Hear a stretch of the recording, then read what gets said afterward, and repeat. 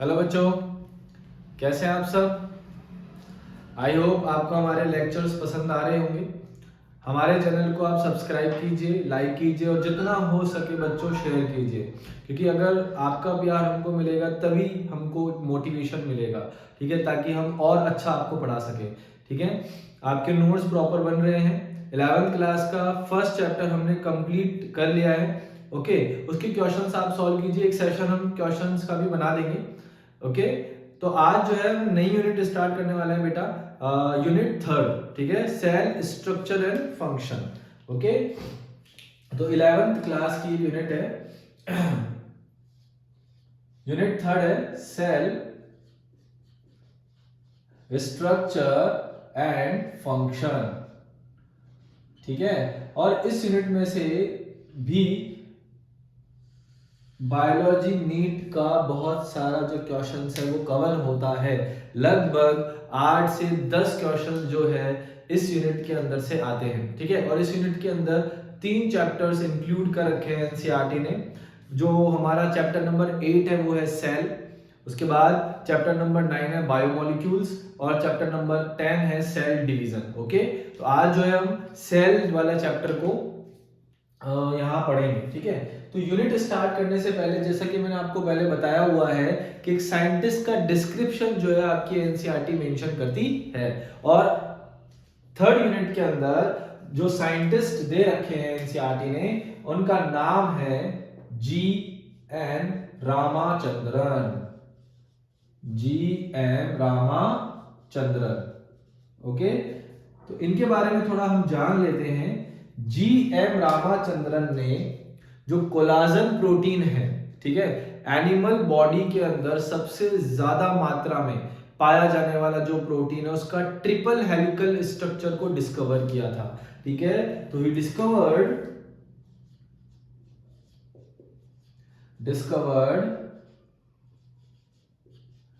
Triple helical structure of collagen protein. ठीक है, इन्होंने कोलाजन प्रोटीन का ट्रिपल हेलिकल स्ट्रक्चर जो है वो डिस्कवर किया था। ओके, इन्होंने एक ग्राफ को प्लॉट किया, ठीक है, जिसका नाम था रामाचंद्रन प्लॉट। ठीक है, उन्होंने क्या किया, ग्राफ को प्लॉट किया था, plotted the graph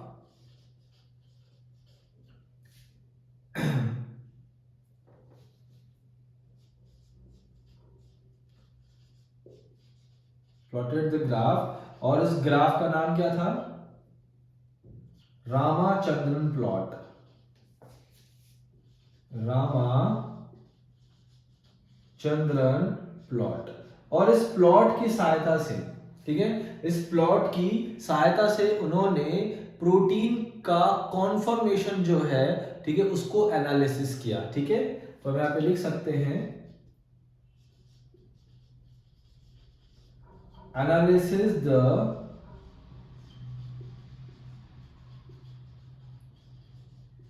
conformation of proteins.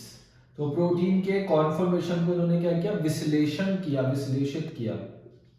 ठीक है, तो ये दो इनके मेजर वर्क थे। ठीक है, triple helical structure of collagen protein को उन्होंने डिस्कवर किया था, और रामाचंद्रन प्लॉट को उन्होंने यूज करके प्रोटीन के कॉन्फॉर्मेशन को एनालिसिस किया, यानी विश्लेषण किया। ठीक है, तो ये डिस्क्रिप्शन जो है साइंटिस्ट का दे रखा है, आपको पता होना चाहिए। ओके, अब हमारा जो नेक्स्ट चैप्टर हम स्टार्ट करने वाले हैं बेटा, सेल स्ट्रक्चर एंड फंक्शन का। ठीक है, वो है चैप्टर नंबर 8। चैप्टर नंबर 8, और उसका नाम क्या है, सेल यानी कोशिका। ठीक है, हिंदी में इसको क्या बोलते हैं, कोशिका। तो हमने आपको यह बता दिया है कि जितने भी जीव हैं, जितने भी लिविंग ऑर्गेनिज्म है, वो सभी के सभी किससे मिलकर बने हुए हैं, सेल से मिलकर बने हुए हैं। ठीक है, तो हमारे जो बॉडी का ऑर्गेनाइजेशन है, ठीक है, वो किससे मिलकर बना हुआ है, सेल से मिलकर बना हुआ है। इसलिए क्या हम सेल को डिफाइनिड यूनिट कहेंगे या नहीं कहेंगे, बताइए। ठीक है। तो ये क्या है, हमारे बॉडी की डिफाइनिंग प्रॉपर्टी है, क्योंकि इसका कोई भी एक्सेप्शन नहीं है। ये हमने फर्स्ट चैप्टर में पढ़ा, ठीक है। ओके, तो जितने भी लिविंग ऑर्गेनिज्म है सब किससे फॉर्म होते हैं बेटा, सेल से, ठीक है। तो all the living organism are made up of cell, all the living organism are made by cell। जितने भी ऑर्गेनिज्म है सब किससे मिलकर बने हुए होते हैं, सेल से मिलकर बने हुए होते हैं। अगर हम मल्टी सेलुलर ऑर्गेनिज्म के बारे में कहें तो मल्टी सेलुलर ऑर्गेनिज्म जो है वो किससे मिलकर बने हुए होते हैं, अनेक सेल से मिलकर बने होते हैं, बहुत सारी सेल से मिलकर बने हुए होते हैं। तो made by many cell, made by many cell, ठीक है। और अगर हम यूनिसेलुलर ऑर्गेनिजम्स की बात करते हैं, किसकी बात करें, यूनिसेलुलर ऑर्गेनिजम्स की बात करते हैं, तो यूनिसेलुलर ऑर्गेनिज्म सिंगल सेल से बने हुए होते हैं, एक ही सेल से मिलकर बने हुए होते हैं, मेड बाय सिंगल सेल, एक ही कोशिका से मिलकर बने हुए होते हैं। जैसे कि बात कर देते हैं हम बैक्टीरिया की, अमीबा की, ये सारे के सारे जो है वो सिंगल सेल से मिलकर बने हुए हैं, ठीक है। तो वो यूनिसेलुलर ऑर्गेनिज्म है। जो एक से ज्यादा कोशिका से मिलकर बने हुए हैं लाइक ह्यूमन, ठीक है, तो वो मल्टी सेलुलर ऑर्गेनिज्म है, ओके। ठीक है, अब हम सेल के लिए एक लैटिन वर्ड यूज करते हैं बेटा, ठीक है। तो Latin word use for sale, Latin word used for sale. तो सेल के लिए यानी कोशिका के लिए एक लैटिन वर्ड यूज किया जाता है, और वो लैटिन वर्ड जो है वो कौन सा है, लिटिल रूम। क्या है, लिटिल रूम। जैसे कि हमारा घर होता है, ठीक है, और घर जो है हम बहुत सारे कमरों से मिलकर बना हुआ होता है, ठीक है। तो एक छोटा कमरा जो है एक क्या है, सेल है, और बहुत सारे छोटे कमरे मिलकर क्या बनाते हैं बेटा, घर बना रहे हैं। इसका मतलब पूरा का पूरा एक ऑर्गेनिज्म तैयार हो रहा है, क्लियर। तो सेल के लिए जो लैटिन वर्ड यूज किया जाता है उसका मीन क्या है, लिटिल रूम, ठीक है। जैसे आपने मधुमक्खी का छत्ता में देखा होगा, ठीक है। मधुमक्खी का जो छत्ता होता है उसके अंदर ऐसे षटकोणीय आकार के, इस तरीके से, ठीक है, पूरा छत्ता होता है षटकोणीय आकार का, ठीक है, ऐसे होता है मधुमक्खी का छत्ता, ठीक है। तो जिसके अंदर एक, अगर हम सैक की बात करें, केवल एक कोष्ठ की बात करें, तो वो एक कोष्ठ क्या है बेटा, सेल है, ठीक है। छत्ते का जो पूरा एक सैक है वो क्या हो गया, सेल, ये भी सेल, ये भी सेल, ये भी सेल, ये भी सेल। तो बहुत सारे छोटे छोटे कोष्ठ मिलकर किसका निर्माण कर रहे हैं, हनी कॉम्ब का निर्माण कर रहे हैं, मधुमक्खी के छत्ते का निर्माण कर रहे हैं। क्लियर बात, समझ में आ गया, कोई प्रॉब्लम, ठीक है। एक बार स्क्रीनशॉट ले लीजिए, फिर आगे बढ़ते हैं इसके।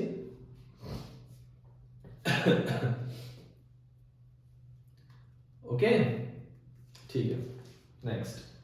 अब हम कुछ डिस्कवरीज देख लेते हैं जो सेल के बारे में है।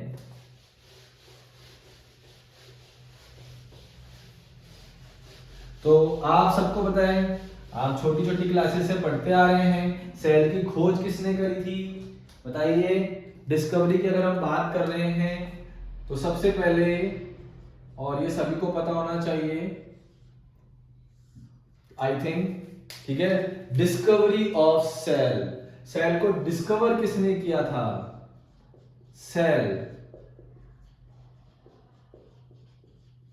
डिस्कवर्ड बाय, किसने किया था सेल को डिस्कवर, रॉबर्ट हुक ने किया था। किसने किया था, रॉबर्ट हुक ने किया, ठीक है। किसने किया था, रॉबर्ट हुक ने किया, और कब किया था, 1665 के अंदर, 1665 के अंदर सेल को डिस्कवर किया रॉबर्ट हुक ने। किसके अंदर किया था, in cork cell, cork cell of oak tree. तो ओक ट्री जो है उसकी छाल में इन्होंने सबसे पहले सेल को डिस्कवर किया, और ये जो सेल थी ये कैसी थी, डेड। कैसी सेल थी बेटा, डेड सेल थी। तो 1665 के अंदर रॉबर्ट हुक ने सेल को डिस्कवर किया ओक ट्री की छाल के अंदर। It's that clear. जो हमारे अगले साइंटिस्ट है बेटा, ठीक है, उनका नाम है एंटन वॉन ल्यूवेनहॉक। एंटन वैन ल्यूवेनहॉक, ठीक है।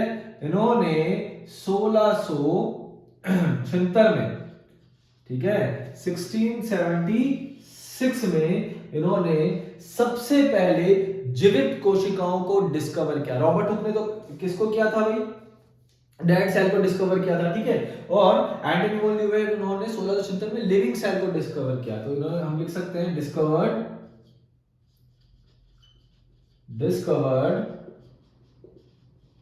Living cell. उन्होंने सबसे पहले किसको डिस्कवर किया, जीवित कोशिकाओं को डिस्कवर किया। और उन जीवित कोशिकाओं को उन्होंने एनिमल क्यूल कहा। क्या कहा, एनिमल क्यूल कहा, ठीक है। तो एंटनी वॉन ल्यूवेनहॉक ने सबसे पहले लिविंग सेल को खोजा, ठीक है, और उन लिविंग सेल को क्या नाम दे दिया, एनिमल क्यूल नाम दे दिया। क्या नाम दे दिया बेटा, एनिमल क्यूल, ठीक है। एंटनी वॉन ल्यूवेनहॉक कौन थे, हमने पढ़ाया है स्टार्टिंग के अंदर, ये है बेटा फादर ऑफ माइक्रोबायोलॉजी। कौन है, फादर ऑफ माइक्रोबायोलॉजी, यानी सूक्ष्म जीव विज्ञान के जनक कहा जाता है किसको, एंटनी वॉन ल्यूवेनहॉक को, ठीक है। इन्होंने कार्य और किया था, वर्क किया इन्होंने इंप्रूव किया। जो सूक्ष्मदर्शी थे उनके लेंसेज को क्या किया था, इन्होंने इंप्रूव किया था। तो इंप्रूव्ड मैग्निफिकेशन ऑफ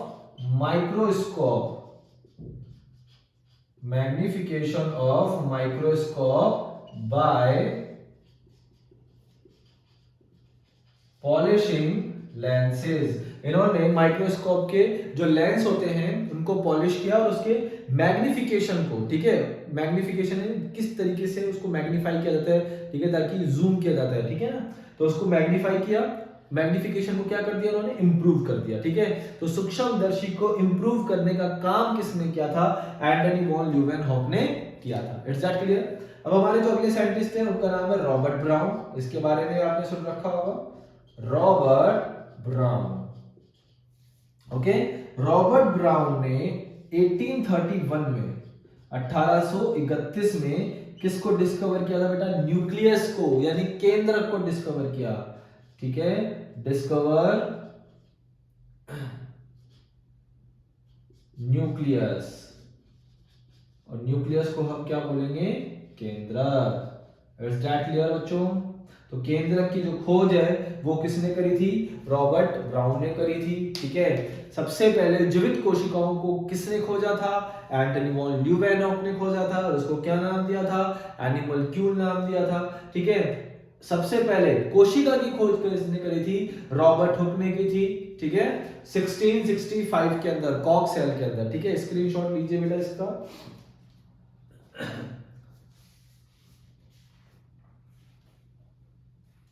ओके, अब हम सेल थ्योरी स्टार्ट कर रहे हैं। जो हमारा अगला टॉपिक है वो कौन सा है बेटा, सेल थ्योरी, यानी कोशिका सिद्धांत। ओके, तो कोशिका सिद्धांत पढ़ने से पहले हम दो साइंटिस्ट के बारे में पढ़ते हैं।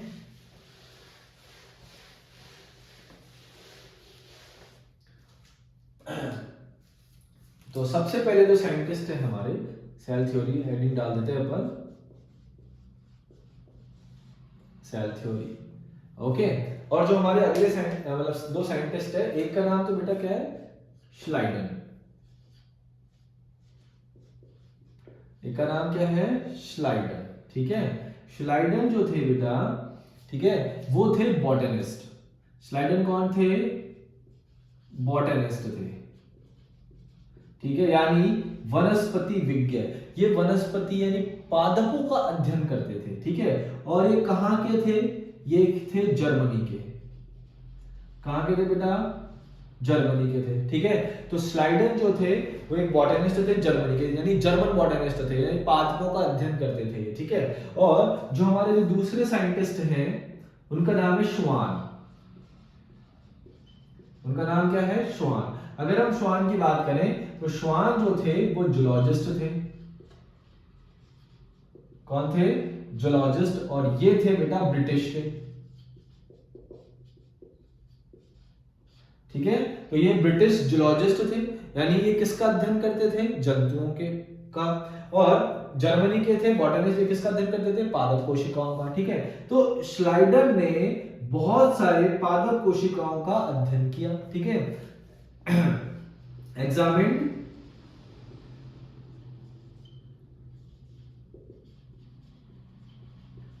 Different type of plant cell. इन्होंने बहुत सारी पादप कोशिकाओं का क्या किया? अध्ययन किया, ठीक है। या प्लांट्स का अध्ययन किया, डिफरेंट टाइप ऑफ प्लांट्स, ठीक है। और उन्होंने देखा कि जितने भी प्लांट्स हैं वो अलग अलग प्रकार की कोशिकाओं से मिलकर बने हुए थे। इन्होंने क्या देखा? ऑब्जर्व किया इन्होंने, ऑब्जर्व दैट प्लांट सेल या plants are made up of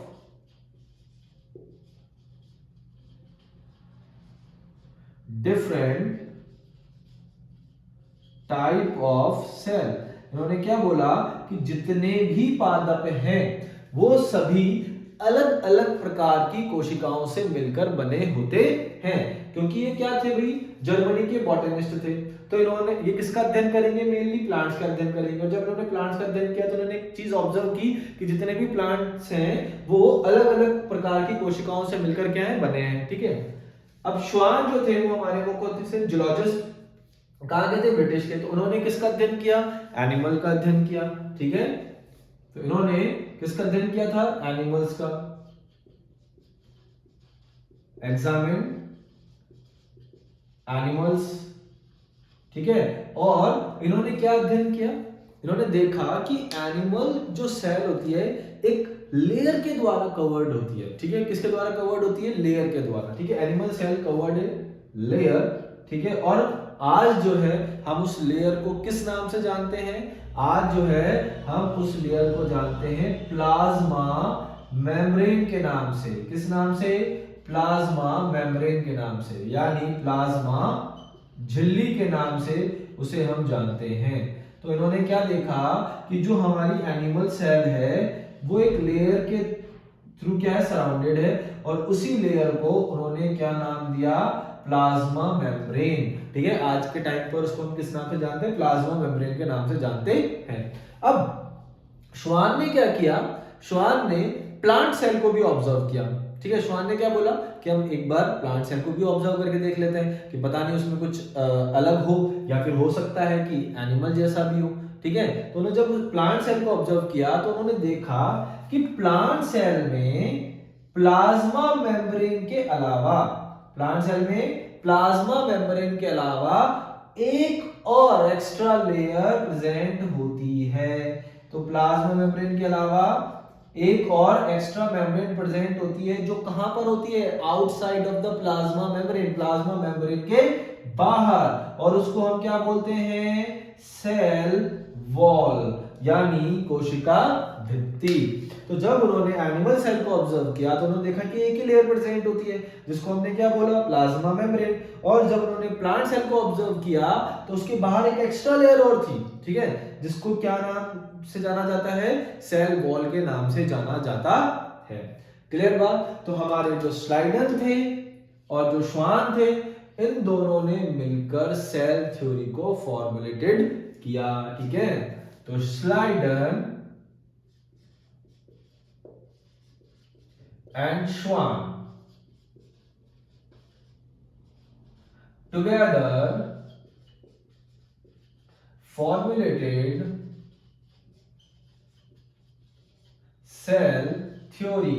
इन्होंने दोनों ने मिलकर किसका प्रतिपादन किया था? कोशिका सिद्धांत का प्रतिपादन किया, स्लाइडन और श्वान ने, ठीक है। और श्वान जो थे इन्होंने किया था 1839 में अध्ययन, और इन्होंने किया था 1838 में अध्ययन, ठीक है। और दोनों ने मिलकर सेल थ्योरी का प्रतिपादन किया, ठीक है। बट लेकिन एक ट्विस्ट यहां पर आ गया। वो ट्विस्ट क्या था? हमारे जो श्लाइडन भैया थे, हमारे जो श्वान थे, ठीक है, इन दोनों ने एक चीज समझाई नहीं। और वो चीज क्या थी कि कोशिका का निर्माण कैसे होता है। इन्होंने ये तो बता दिया, ठीक है, कि प्लांट्स है जो है, वो एनिमल्स जो है वो सेल से मिलकर बने हुए होते हैं। बट इन्होंने ये नहीं बताया, इनकी थ्योरी से ये सिद्ध नहीं हुआ कि प्लांट, ये जो सेल है, इसका फॉर्मेशन कैसे होता है। तो हम यहां लिख सकते हैं कि स्लाइडन और श्वान did not explain how to cell form, ये तो बहुत बड़ा क्वेश्चन अटका दिया इन्होंने, ठीक है, कि कोशिका का निर्माण हो कैसे रहा है, ठीक है। तो इसके बाद एक साइंटिस्ट और आए, ठीक है। उस साइंटिस्ट को पढ़ने से पहले आप इसका स्क्रीनशॉट लीजिए, ठीक है। उन साइंटिस्ट ने बता दिया कि सेल का फॉर्मेशन हो कैसे रहा है, ठीक है। तो स्क्रीनशॉट लीजिए इसका।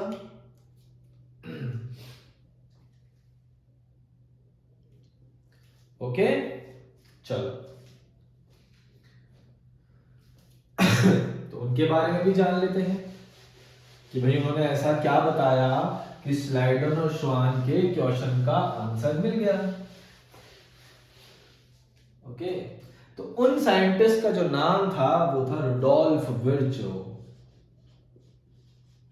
रुडोल्फ विर्चो, ये जो भाई साहब थे, इन्होंने 1855 में सेल थ्योरी को वापस से क्या किया, फॉर्मुलेटेड किया, ठीक है। उन्होंने सेल थ्योरी को वापस से जनरेट किया और उन्होंने उसका नाम रख दिया सेल लाइनेज थ्योरी, ठीक है। और उन्होंने उस क्वेश्चन का आंसर दिया। और वो क्वेश्चन क्या था? क्वेश्चन क्या था? हाउ टू सेल फॉर्म, यानी कोशिका का निर्माण कैसे होता है।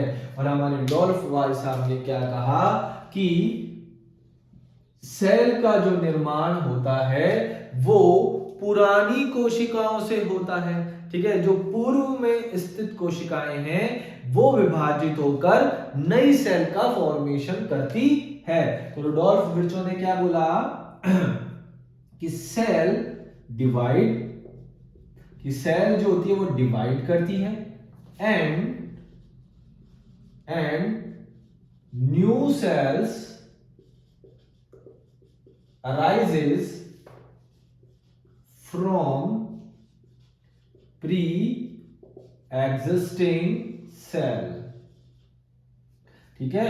इन्होंने क्या बोला कि पुरानी कोशिकाओं से ही नई कोशिकाओं का निर्माण होता है। और इसको एक सेंटेंस में इन्होंने कहा, बताया, ओमनेस सेलुला ई सेलुला, ठीक है। उन्होंने क्या बोला?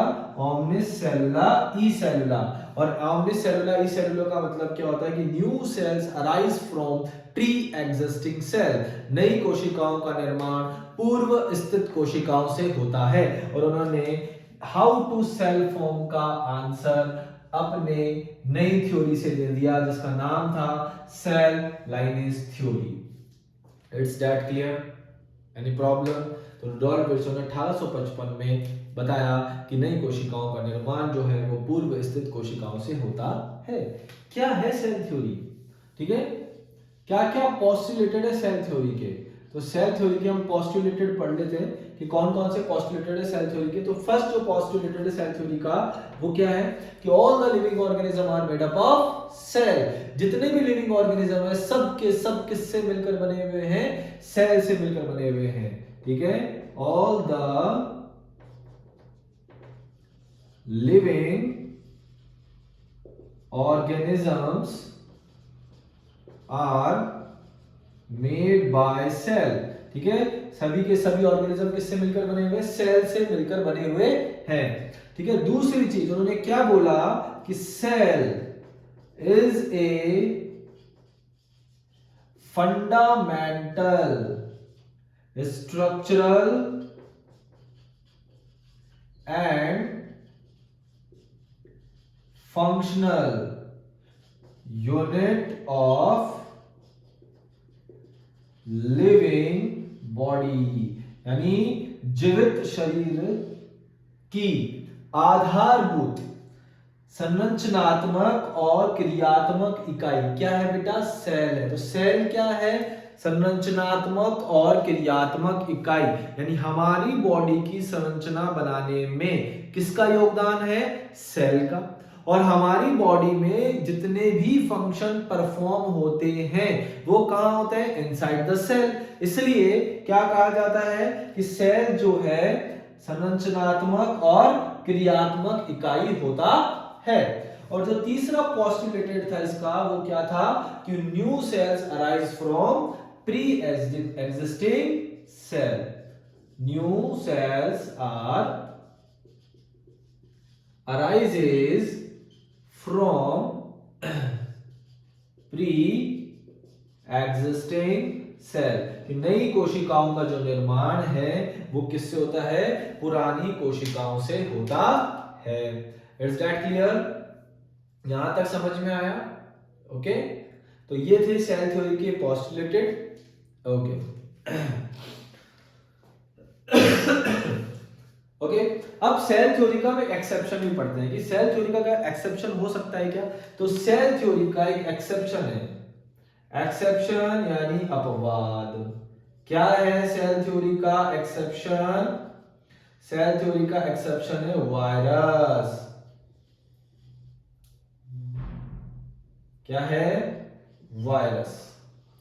वायरस जो है वो सेल थ्योरी का एक्सेप्शन है। वायरसेस जो होते हैं वो कैसे होते हैं बेटा, ए सेलुलर, अकोशिकीय होते हैं। ठीक है, अगर हम वायरस की बात करें तो वायरस जो है एनवायरनमेंट के अंदर कैसे होते हैं, नॉन लिविंग। वायरस एनवायरनमेंट में कैसे होते हैं, नॉन लिविंग। लेकिन जैसे ही इनको लिविंग बॉडी मिलती है, ठीक है, तो ये लिविंग बॉडी में एंटर करते हैं और लिविंग बॉडी की मशीनरी को काम में लेते हैं अपने नंबर को इंक्रीज करने के लिए। तो वहां पर यानी इनसाइड द बॉडी ये क्या होते हैं, एक्टिव होते हैं, लिविंग होते हैं। और आउटसाइड द बॉडी कैसे होते हैं, ये इनएक्टिव होते हैं, नॉन लिविंग होते हैं। इसलिए वायरसेस को हम क्या कहते हैं, link between living and non living. ठीक है, इसको हम क्या बोलते हैं, link between living and non living. ठीक है, तो वायरस को निर्जीव और सजीव के बीच की योजक कड़ी कहा जाता है, क्योंकि वायरसेस में लिविंग प्रॉपर्टीज भी होती है और नॉन लिविंग प्रॉपर्टीज भी होती है। It's that clear? ओके, अब स्क्रीनशॉट आप इसका ले लीजिए।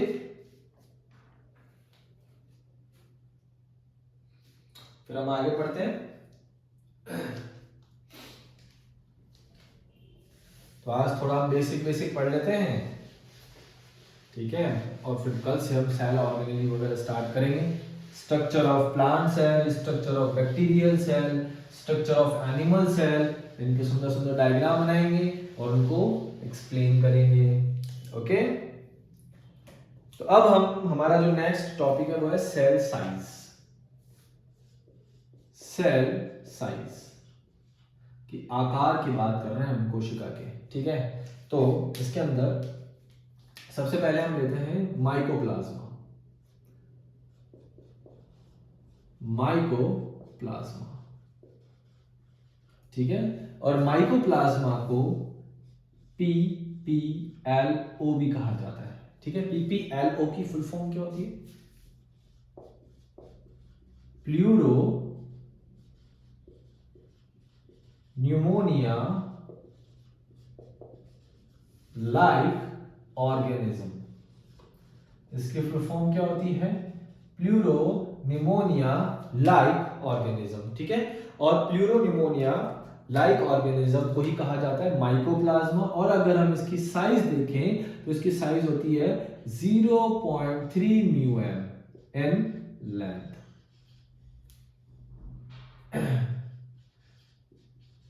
ठीक है, तो इसकी साइज कितनी होती है 0.3 μm होती है। ठीक है, उसके बाद अगर हम बैक्टीरिया की बात करते हैं, ठीक है, तो बैक्टीरिया की जो साइज होती है वो होती है 3 to 5 μm, 3 to 5 μm। Okay, तो माइकोप्लाज्मा की साइज क्या है 0.3 μm। इसलिए माइकोप्लाज्मा को कहा जाता है smallest prokaryotic cell, smallest prokaryotic cell, यानी प्रोकैरियोटिक सबसे छोटी प्रोकैरियोटिक कोशिका कौन सी होती है, माइकोप्लाज्मा होती है। ठीक है, अगर हम एनिमल्स की बात करें, इन एनिमल्स, अगर हम एनिमल्स की बात करते हैं, ठीक है, तो एनिमल्स में सबसे बड़ी कोशिका कौन सी होती है बेटा, एनिमल्स में लार्जेस्ट जो सेल है वो कौन सी है, एनिमल के अंदर लार्जेस्ट सेल है egg cell of an ostrich. कौन सी है, egg cell of an ostrich. Ostrich को बोलते हैं अपन शतुरमुर्ग। तो शतुरमुर्ग के अंडे की जो कोशिका है वो सबसे बड़ी कोशिका है। ठीक है, अंडे की कोशिका जो है सबसे बड़ी कोशिका है। ठीक है, अगर हम इसकी साइज की बात करें तो इसका साइज होता है 11 into 17 सेंटीमीटर। ओके, अगर हम इसमें लॉन्गेस्ट सेल की बात करते हैं, किसकी बात करें, लॉन्गेस्ट सेल की बात करें, तो एनिमल्स के अंदर जो सबसे लंबी कोशिका होती है बेटा वो होती है नर्व सेल, यानी तंत्रिका कोशिका। सबसे लंबी कोशिका कौन सी होती है, तंत्रिका कोशिका, और इसका साइज होता है अप्रॉक्स 1 मीटर। क्या साइज होता है इसका, अप्रॉक्स 1 मीटर इसका साइज होता है। क्लियर। अगर हम प्लांट्स की बात करते हैं, इन प्लांट्स, ओके, तो प्लांट्स में सबसे लार्जेस्ट सेल किसकी होती है, सबसे बड़ी कोशिका, तो प्लांट्स में सबसे बड़ी कोशिका होती है एसिटाबुलेरिया सेल, एसिटाबुलेरिया सेल। और एसिटाबुलेरिया जो होता है एक प्रकार का क्या है, ग्रीन एल्गी, यानी हरा शैवाल। एसिटाबुलेरिया की जो सेल है वो सबसे बड़ी सेल होती है, और एसिटाबुलेरिया क्या है, ग्रीन एल्गा। ठीक है, यानी हरा शैवाल। ओके, और प्लांट्स में अगर हम सबसे लॉन्गेस्ट सेल की बात करते हैं, सबसे लंबी कोशिका की बात करते हैं, तो वो है बेटा फाइबर ऑफ रेमी। ठीक है, रेमी को हम बोलते हैं मोहेरेनिया। ठीक है, तो रेमी के जो तंतु हैं, ठीक है, वो सबसे बड़े होते हैं, और अगर इसके साइज की बात करें तो इसका साइज होता है अप टू 55 सेंटीमीटर, यानी इसका जो साइज होता है वो अप्रॉक्स कितना होता है, 55 सेंटीमीटर होता है। ठीक है, तो रेमी के तंतु सबसे लंबी कोशिका है प्लांट के अंदर। ठीक है, एसिटाबुलेरिया सेल सबसे बड़ी कोशिका है प्लांट में, नर्व सेल सबसे लॉन्गेस्ट सेल एनिमल में, egg of an ostrich, ostrich यानी शतुरमुर्ग के अंडे की कोशिका जो होती है सबसे लार्जेस्ट सेल होती है। ठीक है, अगर हम ह्यूमन की बात करें, किसकी बात करते हैं, ह्यूमन। ह्यूमन में सबसे बड़ी कोशिका कौन सी होती है, लार्जेस्ट सेल। ह्यूमन के अंदर जो सबसे बड़ी कोशिका होती है बेटा वो होती है ओवा, यानी अंडे की कोशिका। ठीक है, और अगर हम स्मॉलेस्ट सेल की बात करें, स्मॉलेस्ट सेल की अगर हम बात करते हैं तो वो होता है बेटा स्पर्म, यानी शुक्राणु। तो अंडा जो होता है ह्यूमन में वो सबसे लार्जेस्ट सेल है, और शुक्राणु जो है वो सबसे स्मॉलेस्ट सेल है। ठीक है, अगर हम ह्यूमन आरबीसी का साइज देखें, जो आपकी एनसीईआरटी में इंक्लूड करती है ह्यूमन आरबीसी साइज, तो कितना होता है 7 μm। कितना होता है बेटा 7 μm एंड डायामीटर, उसका जो व्यास होता है वो कितना होता है 7 μm होता है। Is that clear. तो ये कुछ बेसिक चीजें थी सेल के बारे में। तो आपको पता होनी चाहिए। अब आप इसका स्क्रीनशॉट ले सकते हैं।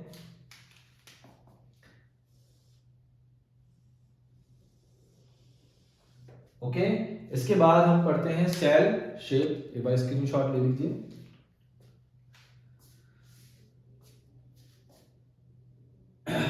ठीक है, इंटरेस्टिंग है बेटा चैप्टर।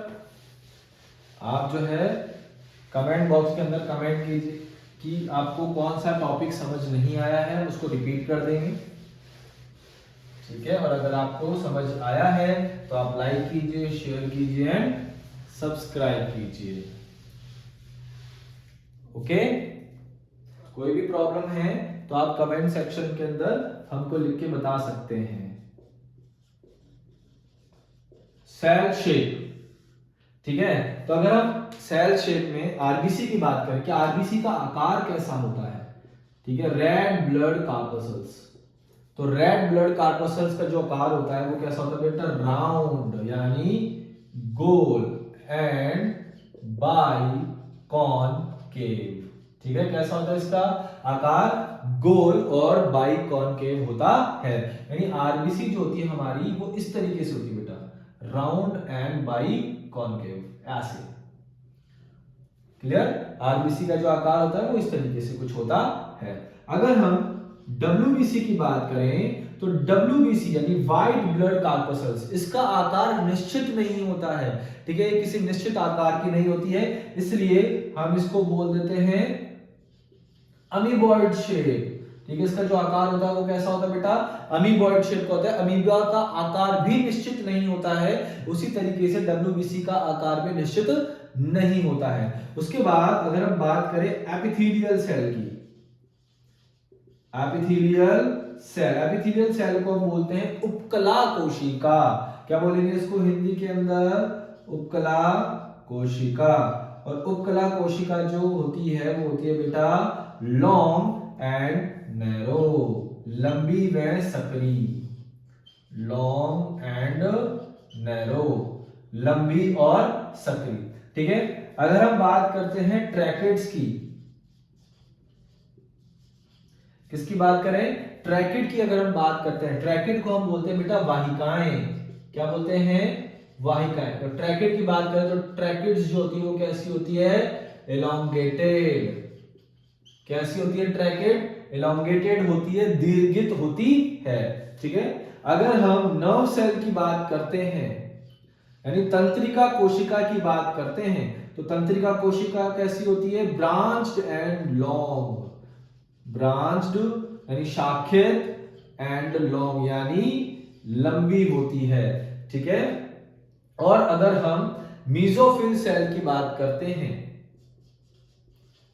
किसकी बात करें, मीजोफिल सेल, मीजोफिल सेल को अपन बोलते हैं पर्ण मध्योतक कोशिका।